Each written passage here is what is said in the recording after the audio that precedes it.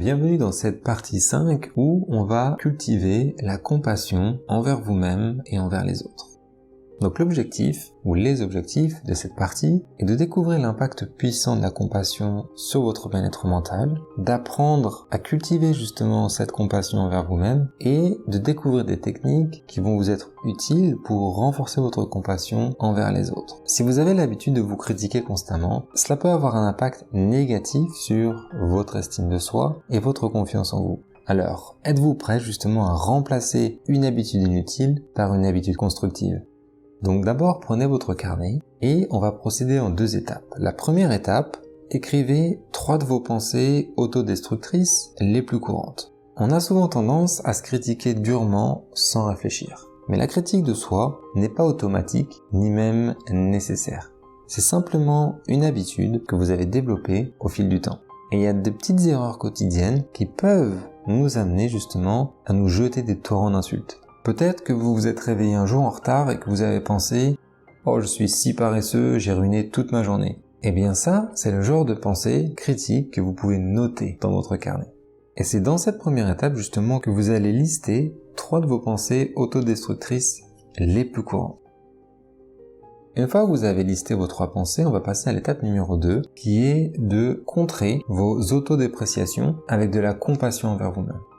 Donc parfois, écrire nos pensées intérieures et nos autodépréciations, ça peut être quelque chose de difficile parce qu'on ne se rend pas compte. Mais si vous avez trouvé cela difficile, prenez simplement un moment pour vous poser, pour respirer profondément, pour essayer de vous centrer sur vous-même. Et lorsque vous êtes prêt, vous allez regarder les 3 pensées autodestructrices que vous avez écrites et vous allez vous demander comment puis-je les regarder avec compassion et gentillesse. Pour cette étape, ça peut être utile justement d'imaginer qu'un ami cher est celui qui vous dit ces choses autodestructrices. Prenons l'exemple de la dernière étape, où vous vous êtes réveillé en retard et où vous vous êtes dit « Oh, je suis si paresseux, j'ai ruiné toute ma journée ». Regardons cette critique avec compassion et utilisons justement quelques principes de compassion envers soi-même pour guider nos réponses. Premier principe, soyez gentil envers vous-même. « Waouh, j'ai dû avoir besoin de sommeil supplémentaire, c'est génial, mais maintenant je suis bien reposé. » Deuxième principe, les erreurs sont humaines. Oups, je commence ma journée plus tard que prévu, mais je peux quand même accomplir beaucoup. Comment est-ce que je peux ajuster mon plan justement pour rendre ma journée géniale?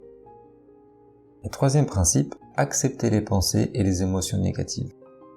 C'est ok si je suis frustré avec moi-même. Ce sont des choses qui arrivent. Alors maintenant c'est à vous de jouer. Essayez d'écrire 3 phrases compatissantes pour chaque pensée autodestructrice. Maintenant que vous avez fait cet exercice, on va cultiver la compassion. Et là, je vous invite à imaginer une scène où vous avez organisé un pique-nique avec des amis et vous étiez responsable d'apporter les boissons. Et lorsque vous arrivez, vous réalisez que vous avez oublié le sac à la maison. Vous êtes dans les bois, donc il est impossible d'obtenir des boissons ou d'en acheter de nouvelles. Donc laissez-moi vous poser 3 questions. Que penseriez-vous de vous dans cette situation? Que dirait votre voix intérieure à vous-même? Et quelle émotion cela déclencherait-il en vous? Ensuite, imaginons un autre scénario. Vous avez organisé un pique-nique avec des amis, et un ami est responsable d'apporter les boissons. Lorsque vous arrivez, votre ami réalise qu'il les a oubliés à la maison. Comme vous êtes dans les bois, il est toujours impossible de l'obtenir. Vous et vos amis, vous devrez vous en passer. Et votre ami se blâme et se dit « Je suis tellement idiot, comment ai-je pu être si stupide ?» Maintenant, laissez-moi vous poser 2 questions. Que penseriez-vous de votre ami? Et que diriez-vous à lui ou à elle? Maintenant, remarquez la différence. On a souvent tendance à être plus strict avec nous-mêmes lorsqu'on commet des erreurs que lorsque c'est un ami qui les commet. Alors bien qu'il n'y ait explicitement rien de mal à être autocritique envers soi-même, il est courant qu'on soit souvent trop critique envers nous-mêmes. Et la critique de soi constante peut entraîner une augmentation des émotions telles que la honte et avoir un impact négatif sur l'estime de soi sur le long terme. Donc comment est-ce qu'on peut changer cet état d'esprit? En nous montrant de la compassion envers nous-mêmes et envers les autres. C'est une attitude qui peut être caractérisée de plusieurs façons. D'abord, soyez gentil envers vous-même. Je traite moi-même et mes erreurs aussi gentiment et bienveillamment que je le ferais pour un bon ami.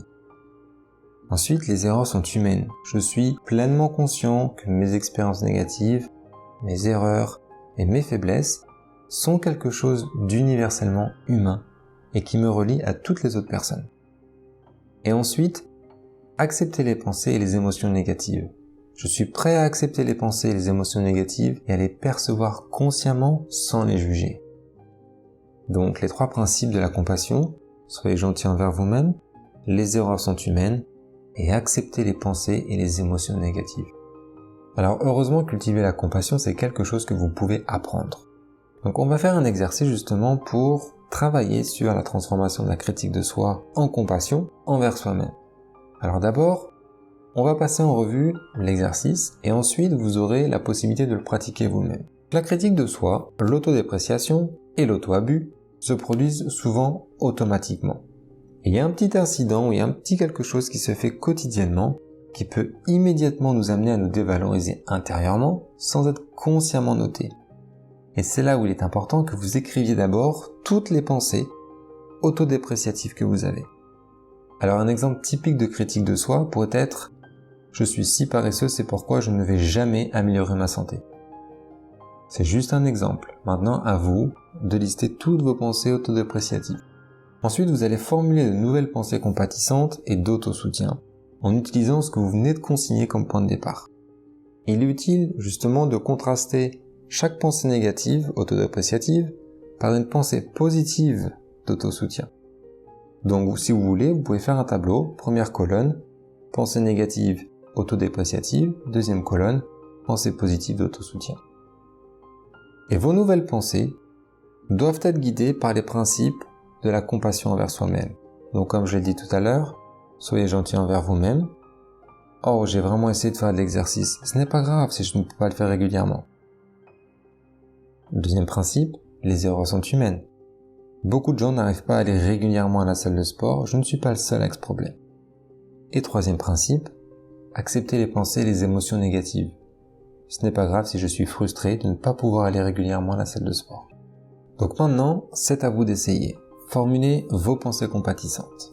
N'hésitez pas à répéter cet exercice avec autant de pensées autodépréciatives que vous le souhaitez. Ça peut être utile pour les pensées intrusives qui vous semblent particulièrement lourdes. Mais surtout, prenez votre temps de faire cet exercice et de reformuler avec des pensées compatissantes. Donc avant de terminer cette partie numéro 5, j'aimerais juste m'assurer que la notion de compassion est comprise. La compassion, c'est quelque chose qu'on peut avoir à la fois pour nous-mêmes et pour les autres, et comme nous l'avons expérimenté précédemment, il est souvent plus facile de la diriger vers l'extérieur. Et cultiver la compassion n'est pas seulement s'inquiéter pour les autres. Ça nous aide à faire face à notre souffrance, à agir avec gentillesse et même à développer la résilience. Plus de compassion signifie un risque plus faible de problèmes de santé mentale. Ça inclut la dépression, l'anxiété et le stress. Et en améliorant notre stabilité de santé mentale grâce à la compassion, on est en mesure d'amener plus de compassion. Et cette spirale positive, ça a un impact puissant sur nos relations sociales, professionnelles, personnelles et dans de nombreux cas, sur notre relation avec nous-mêmes. Pour vous aider justement à pratiquer la compassion, je vous invite à me rejoindre dans la partie numéro 2 de cette partie numéro 5, où vous aurez l'occasion de pratiquer la création d'une attitude compatissante envers vous-même et les autres avec une méditation sur la compassion et notamment la méditation Tonglen inspirée des enseignements des maîtres du Tibet. Je vous donne donc rendez-vous dans la prochaine partie, prenez soin de vous et à très bientôt.